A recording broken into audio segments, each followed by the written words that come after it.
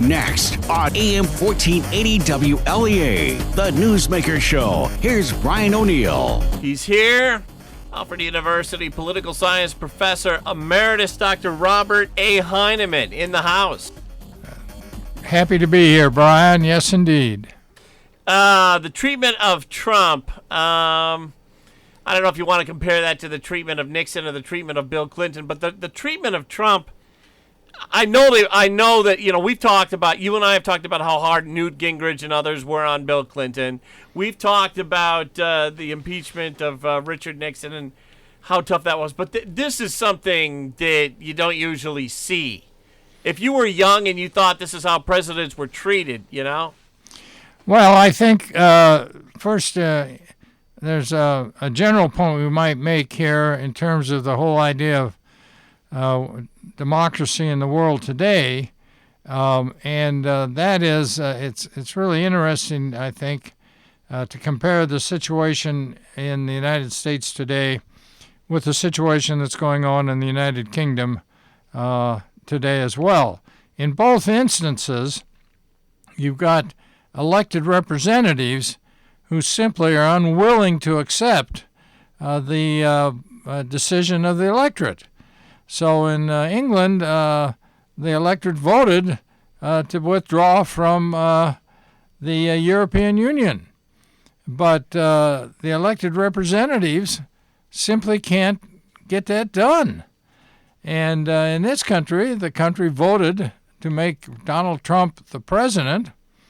And ever since that, the media and other elements of the group, basically inside the Beltway, but elected representatives as well, have done everything they could basically to overturn the decision of the voters in this country.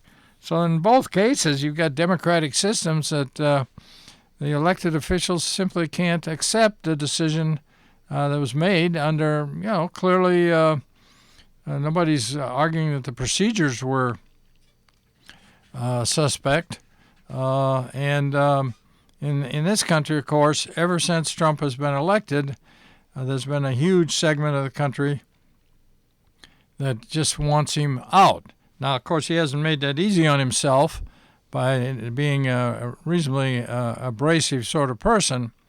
But the fact is, I think, that Trump is threatening this huge network of agencies and lobbyists and private enterprise groups around the country who are milking the government for huge amounts of money and subsidies and protections. Trump threatens all these people, and that's why he was elected, really. And I think a large segment of the public supports what he's doing in that respect. But the people, again, this group inside the Beltway, I mean, they just are obsessed with finding some way of getting rid of him. Nadler and some of these other people, their obsession is Schiff and Nadler and some of these other. The point you have to understand with Trump, and I think there are some facts. These are just basically facts that Trump has just undergone a 2-year investigation by, I think, a reasonably objective person, $25 million that I think was spent on Mr. Mueller's investigation, an attempt to show or see if, in fact, somehow the Trump administration colluded with the Russians. Now, this whole thing was made up, basically. There's Mueller concludes there's no evidence of conclusion here at all. Now, in the meantime, of course, you get some other aspects like whether Trump tried to obstruct justice, etc. All right, I can see where you could get involved with that. But a thorough investigation and basically a made-up charge fostered, increasingly encouraged by the media, just to get rid of this guy. As soon as he got there. Exactly. And that was more than Bill Clinton and Richard Nixon combined went through. That's correct. Well, I'm not certain about Clinton. Clinton, clearly, they did an independent prosecutor, and in fact, the prosecutor, Clinton ended up getting convicted of perjury. But he had a little time in the beginning. Yeah, that point That's is what I well mean. taken. Yeah, you're absolutely right on that. Right from the honeymoon, that was not much of a honeymoon there in Trump. But then, so that's a fact. But then we have the whole Kavanaugh effort here, where Kavanaugh is nominated by Trump, a fine conservative fellow, and all of a sudden out of the woodwork comes this woman from the West Coast who claims that somehow, as a 15-year-old or something in high school, and again, another FBI investigation, and the people who read the FBI's findings, a number of them stepped forward and said, Susan Collins in particular said, this is ridiculous. This is outrageous the way this man's being treated. And Kavanaugh is in fact confirmed, but there's still people out there arguing that somehow Kavanaugh should be impeached, should be removed. Now, those are facts. Those things exist. Those things have been going on. Now, all of a sudden, we have this whistleblower pops up, and we don't know who, if it's a man or a woman. We don't know whether it's somebody left over from the Obama administration. We have no idea yet at this point. We certainly will soon find enough here, I think, on the person who somehow feels that Trump has been acting, violation of executive power. I'm not quite certain what the charge would be here, but we have seen the transcript of the conversation Trump had with Kolesky, I believe it is, head of the Ukraine, and there's nothing in there. There's nothing. Trump is concerned about what the Bidens are doing over there. His son pulling down, $600,000 a year from this. Can I play a clip of Tom Reed on that? Yeah, go ahead. Does it bother you that President Trump... And this is Rick Miller from the Olean Times-Herald asking a question. Does it bother you that President Trump seems to have asked the president of the Ukraine for help in his reelection? So, one, did not see those words in that transcript. They are not in that transcript. They are not there. What I did see was a request by the president to ask about corruption of a public official of the United States, i.e. Vice President Joe Biden when he was a public official. My understanding of the situation is Joe Biden publicly bragged about his interference in regards to the Ukraine matter. He publicly stated his influence there and that President Obama was aware of it.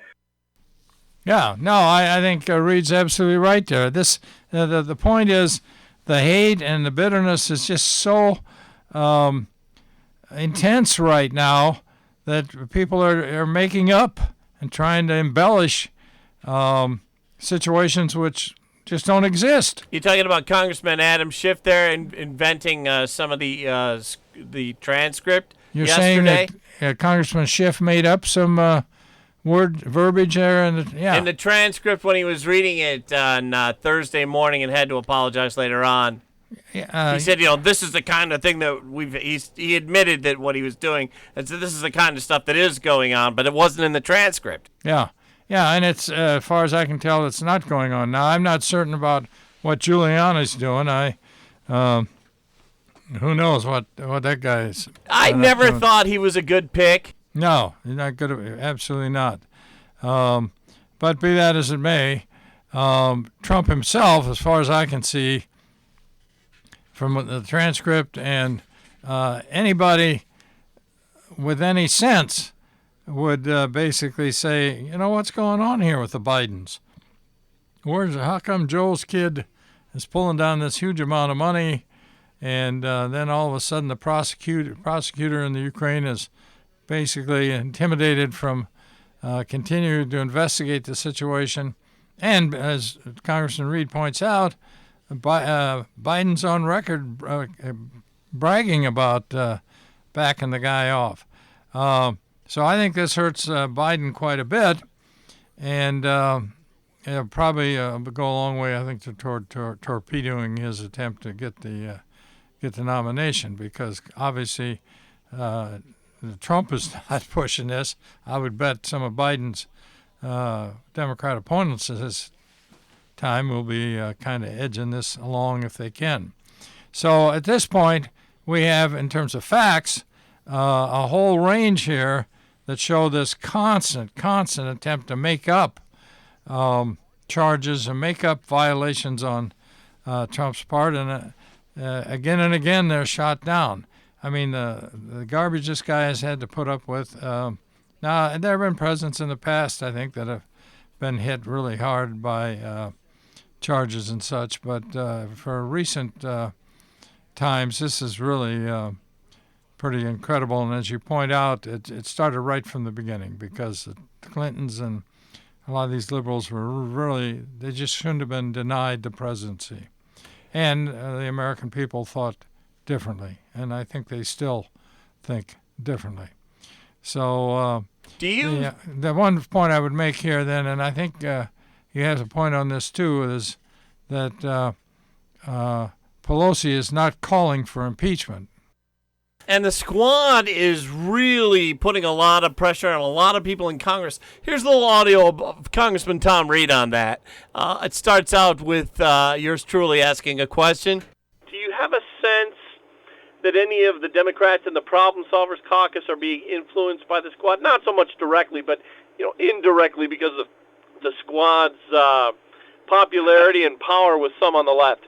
Yes, so Brian, I will say it's not just limited here to impeachment. I know firsthand that many of these members who are trying to get something done on the Democratic side are being impacted by that indivisible, that extreme faction of the Democratic Party, that AOC-led faction, whatever you want to call it. They're getting primaries. They're getting bombarded with attacks. They're being called child abusers when it comes to humanitarian aid efforts where we got the money flowing to the aid. They are getting pounded on a day-to-day basis. And Reed went on to say specifically that it was AOC and indivisible groups and Justice Democrats doing all this. Yeah, well, I think his point is well taken, and I think that's the sort of thing that Speaker Pelosi has to put up with, and she's got to somehow keep these groups from going completely off. But in any case, Pelosi is calling for an investigation of impeachment charges. She is not calling for impeachment. And so I think you can get a number of Democrats willing to say, well, yeah, let's go ahead and investigate this. So once again, we end up with a situation where we're trying to find something that Trump did wrong. But Pelosi is not saying at this point in any way, shape, or form, as far as I can see, that Trump should be impeached, that there's basic grounds for impeachment. All she's saying is, and they continually quote her statement, no one is above the law. We all agree with that. And the question is, has anyone transgressed the law here? And I guess the Democrats in Congress are going to waste the rest of their term here running around throwing charges at Trump. I mean, that's what Reed expressed a lot of concern about in the press call yesterday. Yeah, he listed all the things that need to be taken care of and were not being taken care of because it's a single focus situation with impeachment. Yeah, it's just sad. The things that really need to be done, and a lot of these things, and I'm sure Reed would agree, a lot of these things we can have bipartisan support for, infrastructure and health care and drug prices and things of those sorts, which Trump has clearly thrown his support behind, but you can't get these folks in the House to go along with, and they're just obsessed with this idea that somehow they're going to throw Trump out of office. Now, they're welcome to do that. I got no problem with that, but this idea of doing it through this backdoor impeachment sort of process is really very destructive to our system and to democracy generally. it seems to me it's unreasonable to expect the impeachment power to be used against somebody simply because you don't like him. And, of course, a lot of these people don't like Donald Trump, and that's fine. But the impeachment power is not put in there because you are just satisfied with what somebody said or how they act. And you didn't want him there in the first place. Right, exactly. He's not one of us. That's, yes, even better, Brian. Yes. You're getting the feel here, Brian. Starting to pick up. Yeah. Slowly but surely, Doc, with your help. Well, and the other thing I guess I would point out here, Trump is talking to the recently elected president of the Ukraine. He's involved in foreign affairs. And you take a look at Trump's success in the area of foreign affairs, the guy has been making some progress out there and doing some very good things. So again, you get the idea that some of these congressmen, and I'm sure there are a lot of interest groups and such, that are threatened by this success, and again are not they want to see him gone. When do you think that this kind of bullying and mobbing started? Would you go to Clarence Thomas, Reagan, Nixon, or even President Johnson or someone before? Who was the first one to have gone through the kind of thing Trump's gone through? Or maybe Trump's the first one? Well, no, I think to go through it at this degree. Yes, well, to this degree. In terms of impeachment, there was a real effort there to try to impeach Earl Warren. And in fact, Abe Fortas, who was appointed to the Warren Court there by Lyndon Johnson, did in fact have to step down. What was the issue? I'm sorry? What was the issue for Warren? Warren? Fortas, of course, pretty liberal, and a very capable attorney. I mean, there's no two ways about that. But while he was on the court, he was advising President Johnson. So he was involved in strategy sessions and things of that sort in the White House and such. And frankly, I think Supreme Court judges probably should not be doing that sort of thing. So he stepped down. Earl Warren critic, by the way, Oliver Stone, has criticized the New York Times, saying that one thing after another on Trump, it's too much. And Oliver Stone maintains there are valid criticisms to be made on Trump, but the New York Times is not the one to be dishing it out. Well, I think the New York Times has found itself in some embarrassing positions just recently, printing stories and such that didn't include the entire text of some books and things that basically, I think the one story was against Kavanaugh, if I'm not mistaken, a charge, and the book basically said that the person being quoted or referred to refused to be interviewed and it sort of just disappeared, and the Times never even included that in their story. So it's looked like again, here's another charge. No, they've got the fervor too, and sometimes it's like you don't know whether you're reading the New York Times or the National Enquirer. I mean, and their liberal orientation is clearly set. Now, on the other hand, every once in a while, you'll see situations where the Times actually has to give some credence to some of the things that Trump has done, and to some of the criticisms of these liberals. And when you find the Times doing that, I think you begin to get a sense that things are going a little better in some of these areas than the Times would like. So I think the public's feeling toward the media has gotten to the point that it's just out of control. And I do think again, Pelosi is riding a divide here among the Democrats in the House. And I don't know if she's going to be able to continue to push this or not. She's just sort of deferring to the nutcases and the problem is basically she's forced to let things that need to be done go and just to hang on. And so I do think as well that in the primaries here, if Joe Biden stays in the lead, which he is falling from quickly now in the last few polls, but if Joe Biden remains a threat and ends up with the nomination, you definitely, I think, get a third-party effort there from the left. Now, on the other hand, if Biden isn't able to pull it out, and apparently the polls show now in Iowa and New Hampshire that Elizabeth Warren has moved ahead of him, so he may be moving off across the sunset there in that respect. On the other hand, what you got in place, I think it may be time for Mr. Cuomo then to step forward. Yes, Sean Hogan has said numerous times that Hogan thinks Cuomo will stay in the state, but you don't think so? Not if the opportunity is there. No.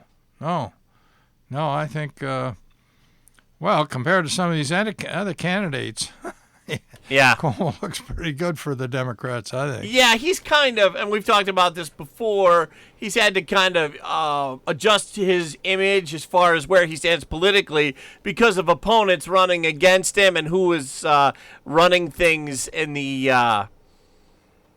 Senate and the Assembly, and who he was dealing with. But I think he can safely position himself as a Main Street Democrat with all that's going on. Yes, I think he can. Yes. So, although I guess the whole Main Street has moved to the left considerably here, and it's